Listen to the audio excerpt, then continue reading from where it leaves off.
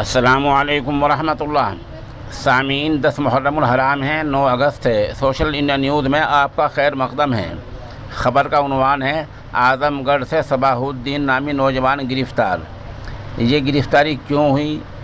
کس ایجنسی نے اس کو گرفتار کیا؟ معاملہ کیا تھا؟ ان تمام باتوں کے لیے آپ پوری خبر کو سنیں۔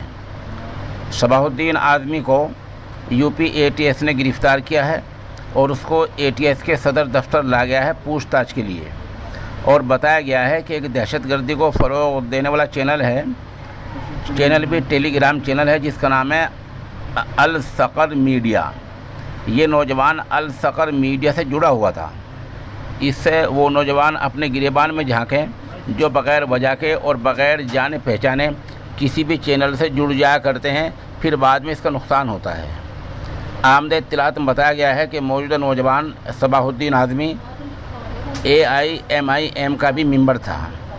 پھر U P A T S نے بتایا کہ یہ بڑی کامیابی ہے کیونکہ یہ 15 اگست پر بڑے دھماکے کی تیاری کر رہا تھا نہیں کر رہا تھا، یہ تو بعد میں فیصلہ ہوگا، لیکن بہرحال U P A T S نے یہی الزام لگایا کہ بڑا منصوبہ بندی کر رہا تھا، 15 اگست پر دھماکے کی تیاری کر رہا تھا، اور یہ جو ہے الصقر میڈیا سے جڑا ہوا تھا۔